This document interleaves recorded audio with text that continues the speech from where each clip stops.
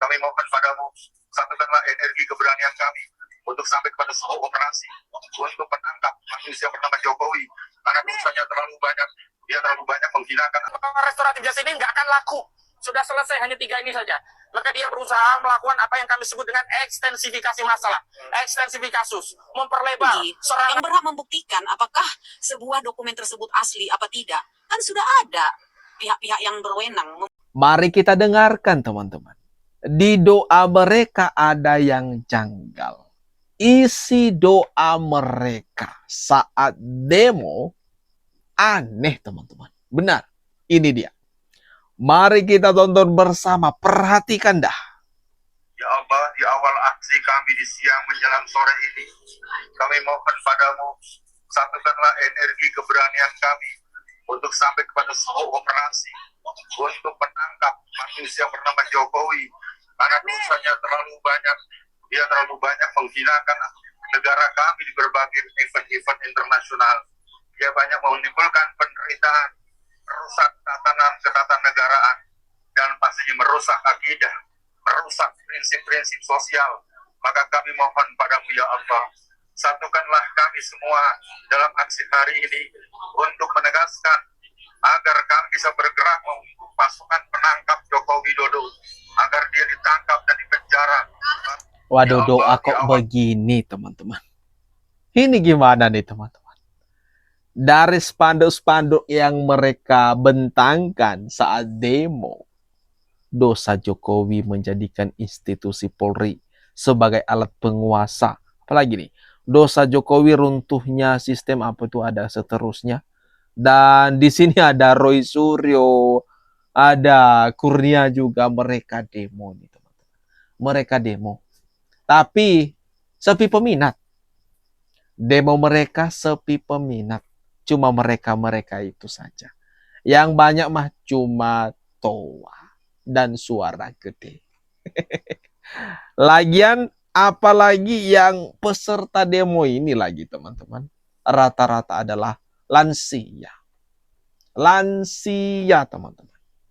Yang muda-mudi jarang sekali, bahkan nggak ada. Ini gimana kalau menurut pendapat kalian? Komen-komen di bawah. Salam waras dari Australia. Saya sebagai orang Indonesia yang sampai detik ini, yang sampai saat ini masih berstatus sebagai warga negara Indonesia, masih membayar pajak di Indonesia, sangat mendukung Bapak Jokowi untuk tidak menunjukkan ijazahnya kepada para lawan-lawan politiknya. Setuju. Terserah kalian mau nuduh saya atau mau ngata-ngatain saya sebagai Ternak Mulyono, terserah. Ternak Mulyono itu pintar-pintar, smart-smart, dan cantik-cantik. Ya. Kenapa saya sangat tidak setuju kalau ijazah Pak Jokowi harus ditunjukkan ke publik? Ini kepentingan siapa? Betul. Kan kemarin sudah ditunjukkan kepada penegak hukum. Ya. Sudah ditunjukkan kepada kepolisian. Lalu apa lagi yang berhak membuktikan apakah sebuah dokumen tersebut asli apa tidak? Kan sudah ada pihak-pihak yang berwenang membuktikan itu dan sudah dilewati prosesnya. Kenapa sekarang malah Bapak JK ikut-ikutan meminta Pak Jokowi segera menuntaskan polemik dengan cara menunjukkan ijazah? Aneh. Lucu, ini Betul. Pak JK ini ya, Pak Kumis ini ya, dulu mewakili Pak Jokowi sebagai presiden. Kenapa tidak protes? Kenapa tidak dulu-dulu ditanyakan apakah Pak Jokowi itu punya keaslian ijazah apa tidak? Bukan Pak Jokowi yang memulai polemik ini. Jadi kenapa nyuruh Pak Jokowi ini mengakhiri polemik? Yang memulailah yang harus mengakhiri. Betul. Kalau Setuju. nanti ijazahnya sudah ditunjukkan, yakin nih polemik bakal selesai. Enggak yakin. Yakin nih bakal nggak ada lagi keributan-keributan mengenai Pak Jokowi. Dulu Pak Jokowi dan Pak Yusuf Kalla ini ketika mencalonkan diri menjadi calon presiden dan calon wakil presiden, kan melewati seleksi-seleksi dan tahapan-tahapan dari tahapan administrasi dan kelayakan. Lalu apakah orang-orang yang melakukan seleksi itu, contoh KPU itu tidak diakui kapasitasnya dalam memeriksa segala macam keaslian-keaslian itu? Kenapa sekarang diributkan? Kenapa setelah selesai menjabat 10 tahun diributkan? Kalau kalian semua menuntut harus ditunjukkan ijazah Pak Jokowi, bagaimana dengan presiden-presiden sebelumnya? Apakah presiden-presiden sebelumnya punya ijazah? Punya ijazah asli? Pernah kalian lihat juga keaslian ijazah itu? Kenapa Pak Jokowi? Apa istimewanya Pak Jokowi ini?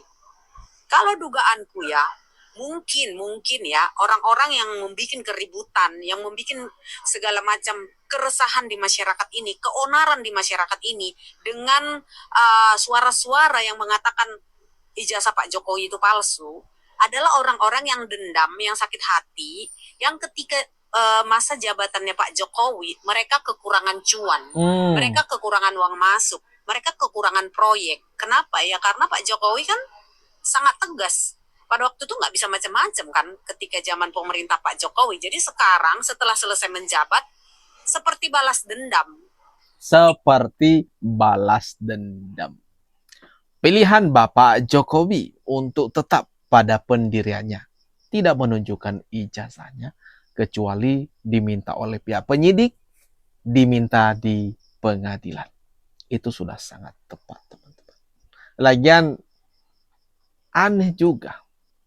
Kan ijazah Bapak Jokowi sebenarnya sudah ditunjukkan. Meskipun tidak umum. Ditunjukkan kepada pihak penyidik. Ditunjukkan kepada wartawan pun. Tapi dengan catatan tidak boleh memotret. Dan juga sebenarnya kepada Roy Suryo CS sudah ditunjukkan. Tapi mereka aja masih ngeyel. Berbagai tahapan telah ditempuh soal masalah ijazah ini. Tapi mau diapa? Dikarenakan Roy Suryo dan kawan-kawan tetap kekeh mengatakan ijazah Bapak Jokowi itu palsu, maka terimalah apa yang terjadi saat ini. Siap-siap dipakein baju rompi orange. Atau gimana nih? Kalau menurut pendapat kalian teman-teman, komen-komen di bawah. Restoratif justice ini nggak akan laku. Sudah selesai, hanya 3 ini saja. Maka dia berusaha melakukan apa yang kami sebut dengan ekstensifikasi masalah, ekstensifikasi kasus, memperlebar serangannya kemana-mana, sampai Pak JK dituduh membiayai. Sampai hari ini yang mempersalahkan video Pak JK saat ceramah di UGM adalah orang-orang yang dulu ada di kubu Jokowi. Jadi buzzer-buzzer Jokowi semuanya. Jadi negara kita menjadi rusak karena banyak buzzer itu di era Joko Widodo. Orang-orang dari PSI dan seterusnya. Jadi sekali lagi, jangan dikatakan oleh kubu Jokowi bahwa kita takut untuk sampai ke pengadilan. Justru kita tunggu-tunggu. Hari ini sampai setahun kasus ini nggak sampai ke pengadilan, itu adalah konfirmasi Joko Widodo yang ketakutan. Kenapa? Karena Joko Widodo masih berasumsi, berangan-angan, bahkan berhayal. Kalau dia melaporkan polisi Pak Roy, lalu Pak Roy langsung ketakutan, buru-buru datang ke Solo, nyembah Jokowi. Nyuwun ngapunten Pak Jokowi, agung sih samudra pangarasmi. Kula nyuwun pangapunten, mohon maaf sekali ijazah panjenengan asli. Ternyata itu tidak terjadi. Kozinudin. Kata Kozinudin, restoratif justice nggak laku. Yakin nggak laku bagi kalian. Atau sengaja nih. Sengaja untuk klien-kliennya. Masuk boy loh sebentar lagi.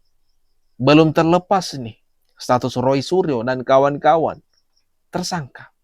Seharusnya kan tugas daripada pengacara ini berusaha untuk menyelamatkan klien-kliennya biar gak masuk boy, gak masuk penjara.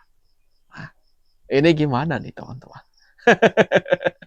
Nasib Roy Suryo dan kawan-kawan tentu itu bergantung dari kelihayan kuasa hukum. Waduh, ini gimana kalau menurut pendapat kalian? Komen-komen di bawah ini teman-teman. Pak Yusuf Kala, kalau Anda nonton video saya dan uangnya Anda masih ada, tolong biaya itu Roy Suryo dan teman-teman suntik dana lagi. SBY, kalau memang benar Anda masih punya dana dan mau suntik lagi dana. Pak Yusuf Aduh, aneh nih. Gus Nur tampil lagi nih teman-teman. Meminta Yusuf Kala, meminta SBY supaya menyuntik dana untuk Roy Suryo soal perkara ijazah. Ini gimana nih teman-teman? Gus Nur, orang yang pernah dipenjara, orang yang pernah masuk penjara Gegara masalah ijazah Bapak Jokowi, ternyata masih belum kapok, teman-teman. Gus Nur masih menyentil soal ijazah Bapak Jokowi. Ini gimana kalau menurut pendapat kalian? Coba dah, tuliskan komentar kalian di bawah. Ini bilang cebokar. Lu cebokar. Ini dia bilang congor, jahat banget ini. Lebih bahaya bicara congor itu adalah kotoran. Congor itu adalah mulut. Oke. Ayah. Jadi ngaku nggak kalau ngomong di catatan Andi Aswan? Ketika buat bahwasanya itu saya sebagai maklar itu ini nggak ngaku nih. Bohong nih. Roy Suryo ngamuk-ngamuk, teman-teman. Saling tunjuk. Momen Roy Suryo dan Andi Aswan saling tunjuk saat membahas soal isi pesan Dr. Tifa terkait RJ dengan Jokowi. Duh, kebiasaan Roy Suryo kalau kalah debat. Kebiasaan Roy Suryo enggak mau dikatain. Dia mah bebas mengatai orang lain. Giliran dibalas ke dia, langsung ngamuk-ngamuk, enggak terima, protes. Ini namanya playing victim. Aduh, ini gimana kalau menurut pendapat kalian, teman-teman? Atas apa yang barusan saja kita bahas, kita tonton bersama. Mari kita ramaikan kolom komentar yang ada di bawah.